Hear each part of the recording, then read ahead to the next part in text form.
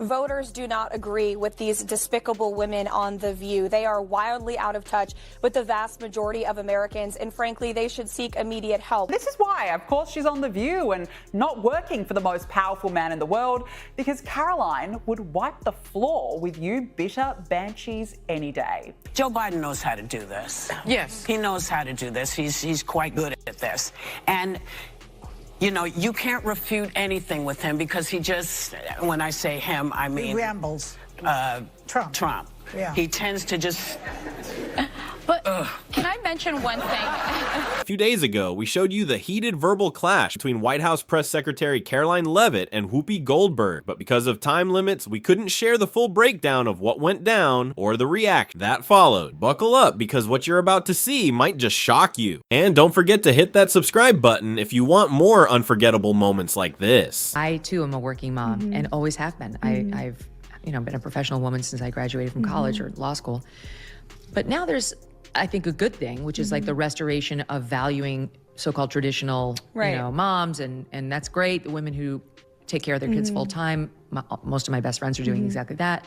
But it seems like in the right, there's like a bit of a shift toward like, you can't do what Karoline's doing. That's actually like an unsafe or a dangerous or a bad choice for families, for children, which I reject wholesale, but you hear it more and more. Yeah. Do you hear that? And what do you think? Right from the start, the so-called woke crowd did what it always does, lose its mind. Instead of debating the actual points, they went straight into attack mode, even resorting to mom shaming. Apparently, if you outsmart Whoopi Goldberg, her loyal online army shows up instantly, like trolls chasing a trending hashtag. And with this crowd, nothing is off limits. Not your arguments, not your character, and definitely not your family. So what was their big response after Leavitt dominated the exchange on national TV? Did they challenge her facts, her professionalism? Not even close. Instead, they went full throwback mode and questioned why a mother of a 7-month-old was even working. Yes, this from the same people who constantly preach that women can do it all, but suddenly, that message didn't apply. According to them, if you embarrass a daytime TV host, you're supposed to go home, bake cookies, and rethink your life. The hypocrisy? Impossible to ignore. I would reject that it's a bad choice. Is it a tough choice? Absolutely. You know, as a mother, you want to be with your child 24/7. You have that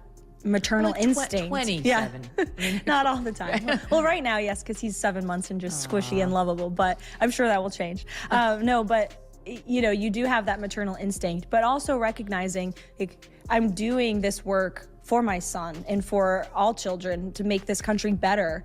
And it's a once-in-a-lifetime opportunity. Honestly, Karoline is making some solid points here. It's hard to understand why people are attacking a hardworking mother in the first place. Let's see what she says next. It's also it's temporary, right? In 4 years, my son will be 4 years old and the president will no longer be at the White House.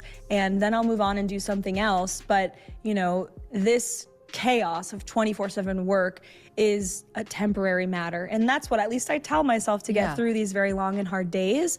But I would reject that you can't be a good mom and be good at your job. I think you can do both.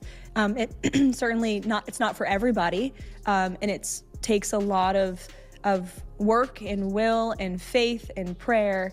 And it's hard, but it can be done.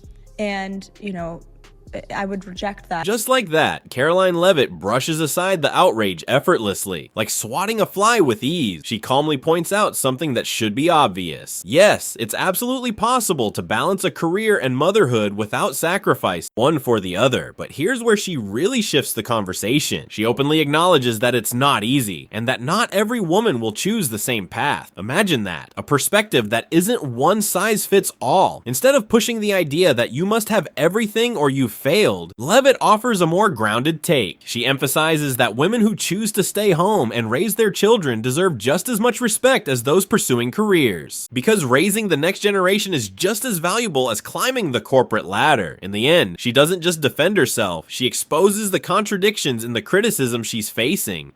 I mean, I gotta ask you, because they said it, are you aware of any plots from Elon Musk to push President Trump down the stairs?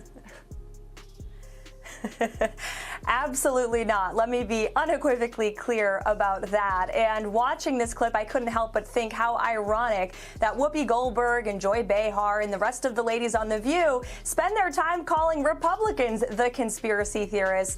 But they have been wrong about everything they have said over the last couple of years. They likened President Trump to Hitler. They have mocked him. They have shamed him. They have lied about him consistently on their show. And it was a joy to watch them on November the 6th when they realized that tens of millions of Americans do not listen to the lies that they have spewed. These women are completely out of touch with reality. And if you thought things couldn't get more extreme, think again. Some critics have now drifted into full-blown conspiracy territory. The same voices that claim to stand for facts and logic are now pushing theories that sound like something out of a late-night rant. One of the more bizarre claims that Elon Musk is secretly plotting against Donald Trump in the most absurd way imaginable. It's the kind of claim that raises more eyebrows than it answers questions. And leading the charge, familiar faces from daytime television, treating speculation like serious analysis. But Leavitt didn't let that slide. She responded directly, shutting down the claims and leaving critics scrambling for their next angle. A lot of women are preparing themselves for the impact of the incoming administration, which has led to this growing mantra from male right-wing incels.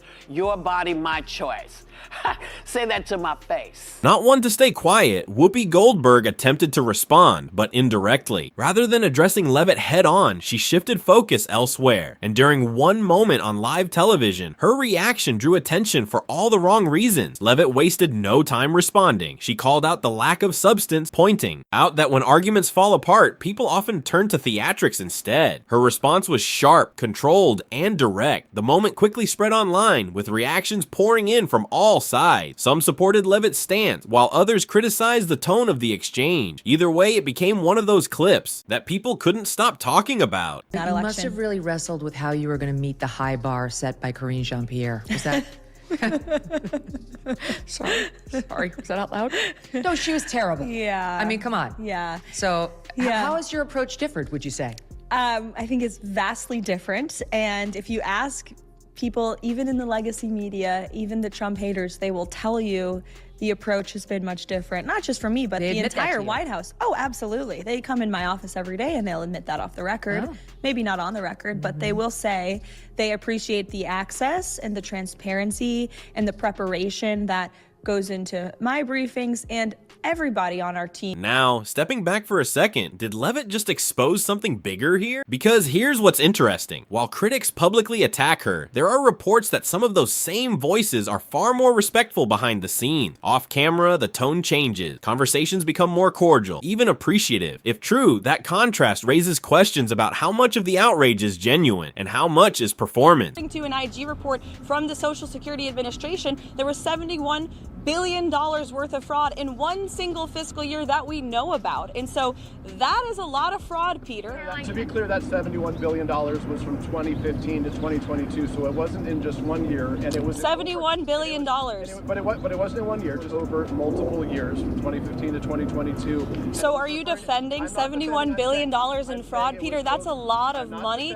Why is the media so against cutting waste, fraud, and abuse from the government? I don't get it. I just want to ask a question. We won't be deterred. We will not be deterred from people like you and the press. And just when you think the moment is over, another journalist steps in, ready to challenge Leavitt again. But instead of focusing on the issue she raised, the attention shifts right back to her. Leavitt, however, stays composed. She responds calmly but firmly, keeping the focus on the bigger picture rather than getting dragged into distraction. The end of the exchange, it's clear she's not backing down, and that confidence is part of what keeps these moments going viral. How do you prepare? Because you can't know everything, and you could get asked anything. And unlike Karoline Jean-Pierre, you're not out there reading and furiously flipping through your tabs to try to find an answer somebody else has written for you. So how are you preparing? So I did prepare a binder for the first briefing. My great assistant, Keegan, put it together. And then I showed up to work and it was like this thick. And I was like, I can't even move this. I can't use this. It was too cumbersome for my brain and the way I learn and think and study to have that. It felt like added weight. And I said, I want to just go in there and speak from my mind and from my heart. Like your boss. Like my boss. Confidence. It's not coming from a script. Leavitt's style is direct and unfiltered. She doesn't rely on rehearsed talking points or carefully crafted messaging. Instead, she speaks plainly, and that's part of what resonates with her supporters. While others may take a more cautious approach, she leans into clarity and speed, often responding before critics can fully frame their argument. It's a very nice looking lady, but it isn't true that that's why she got the job. She got the job because she was the national spokesman for the campaign, and she did a very good job at in that role. And the campaign was hugely successful and communicated very effectively. That is why she got the job. Even if Karoline Leavitt weren't a pretty lady, even if she were a male, gremlin, monstrous-looking fellow, she still would have gotten the job based on how effective the campaign communications was. Furthermore, Karoline Leavitt ran for Congress. I was talking to Roger Stone about this when we were trying to figure out who the picks for the administration were going to be. He said, I think Leavitt's going to get the White House press sec job. I think she earned the job.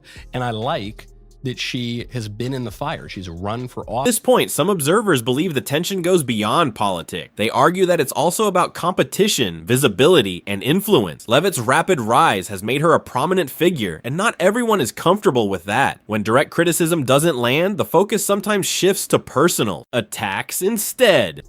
Now to the cackling witch herself, Joy Behar from The View, whose jealousy is something to behold.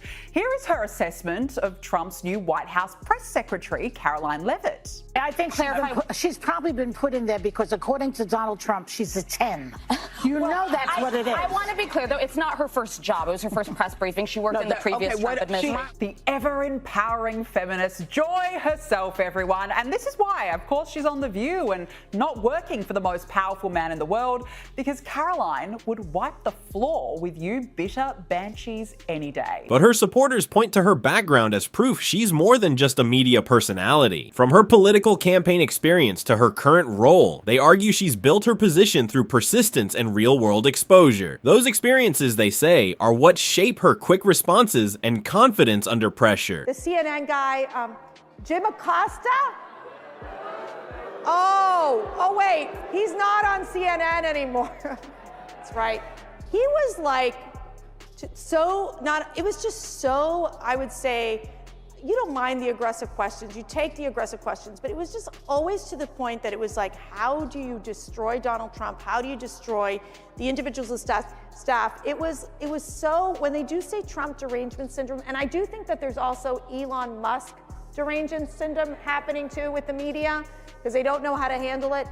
How do you view that differently from the first administration till now? Well, first of all, since you brought up Jim Acosta, he's been saying some not so nice things about me online, and I've resisted responding, but since you brought him up, I'd like to say, let's go. Jim, at least I have a job, Jim, okay? Just saying. Whether you agree with her or not, one thing is clear. Leavitt has become a central figure in these debates, and every time she steps into the spotlight, the reactions only get stronger. And with that, we wrap things up. Another intense exchange, another viral moment, and plenty for people to talk about. If you enjoyed this breakdown, make sure to like and subscribe for more. Thanks for watching, and we'll see you in the next one.